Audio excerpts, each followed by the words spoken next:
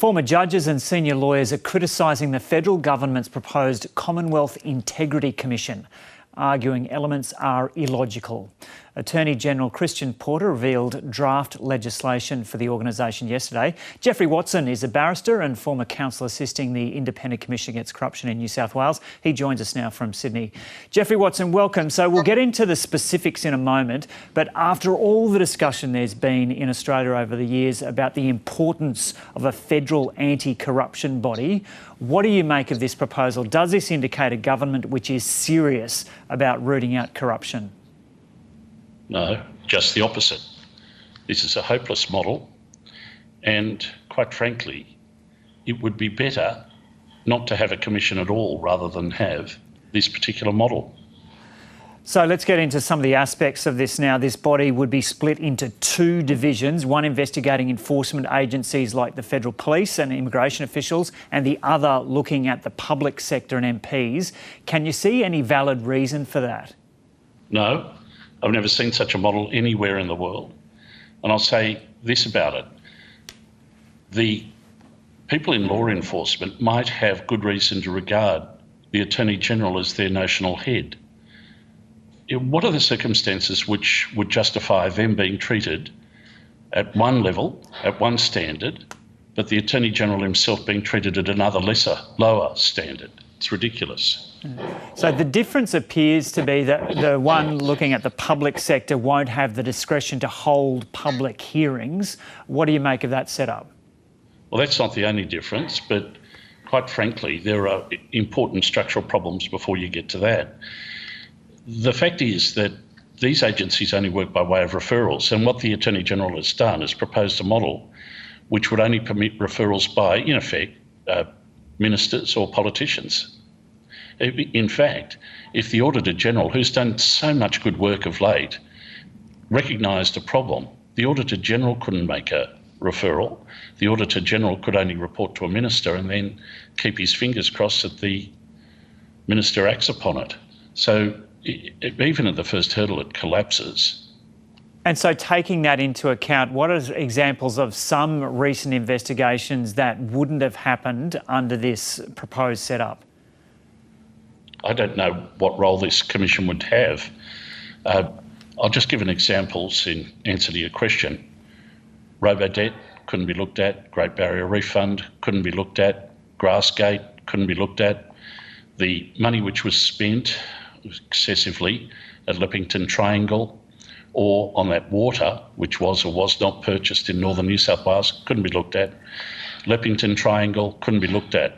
The threshold here is that when you go to this proposed commission, you have to establish that, to the mind of the commissioner, there are reasonable grounds to suspect a crime has been committed.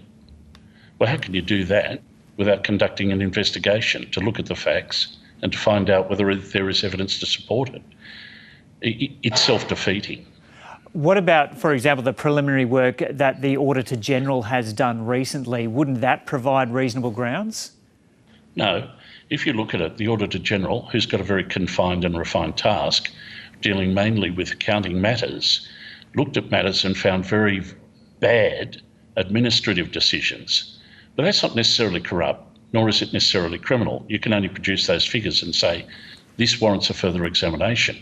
If that went on to Mr. Porter's commission, I suppose the commissioner, in application of the constraints placed upon him or her, would have to say, yeah, sure, that looks bad, but how can I reasonably suspect there was a crime? It's only by looking at it in detail that you can find that out.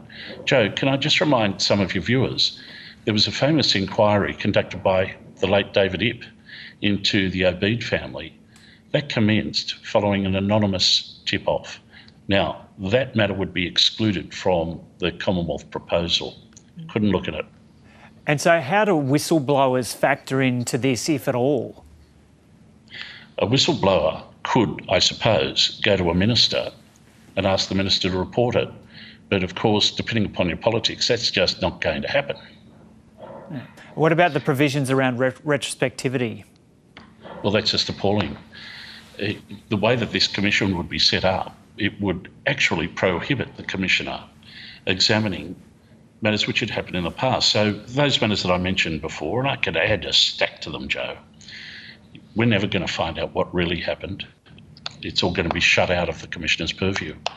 But is this better than nothing? No, it's worse.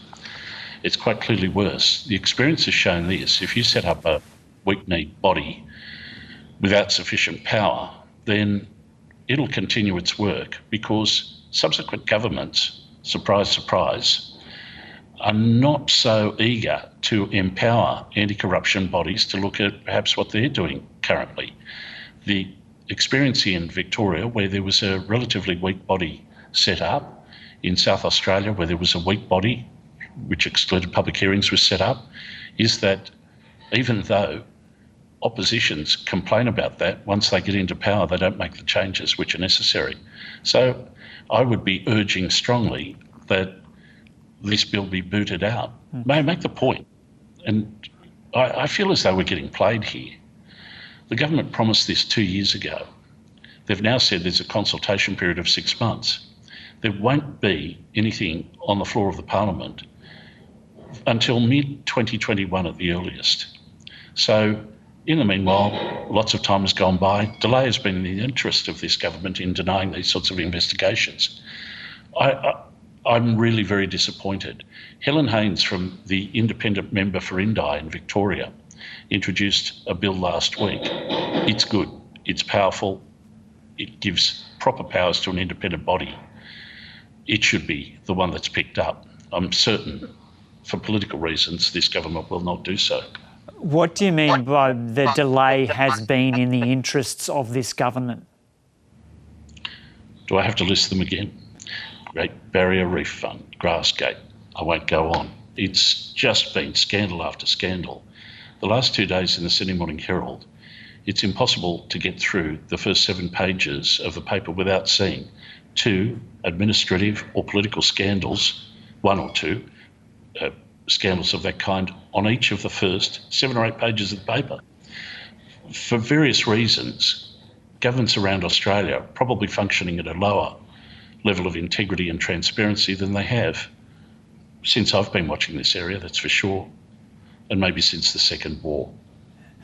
And so are you suggesting that this government has purposefully delayed the introduction of this body because it's concerned that things that issues it may have been involved in would be subject to hearings by such a body?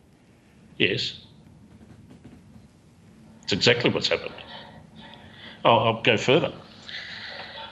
The introduction of this bill, only a few days after Ms Haynes introduced her bill, is just designed to take the sting out of the argument that they're doing nothing.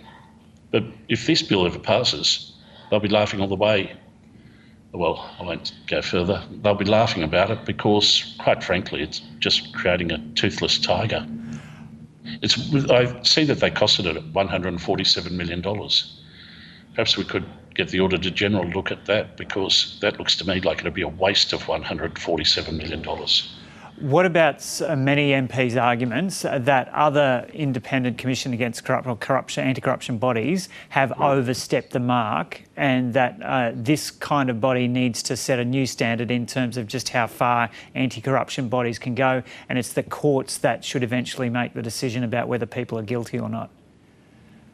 Well, I hear a lot of that bleating, but they never give you the examples to support that actual case. The fact is that there are very rare instances of that. Quite often they're technical, not substantial.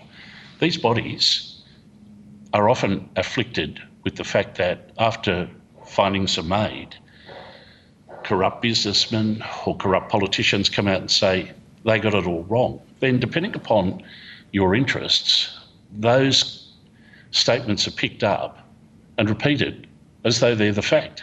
They're not the fact. I see the arguments raised, for example, in the Murdoch press this morning, again citing instances which are not true instances. Just give me the examples, Mr. Porter. Okay, so how intensively will you be fighting to stop this legislation? Are you going to be going down to Canberra to work with, to speak to Labor and the crossbenchers to ensure this bill does not get through the House? You bet. I'll be there. As long as I can muster the strength to get down to Canberra, I'll be going there to explain to anyone who will listen that introducing a commission of this kind is worse than not having one at all. And how important is this issue for the nation?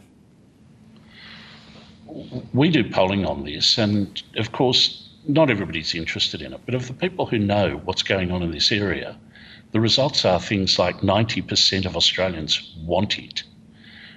8% of Australians say, well, they haven't made up their mind. It's something like 2% oppose it. I've got a bit of a saying, Joe, which is when I talk to people about this, I can't find anybody who doesn't want it, who doesn't want a powerful body, and who doesn't want it right now. Not another 6 months. We've had all the consultation necessary. Go and have a look at the bill proposed by Helen Haynes from Indi, which has got crossbench support and now Labor support. Introduce that. Okay, Jeffrey Watson, thanks so much for talking to us this morning from Sydney. It's my pleasure.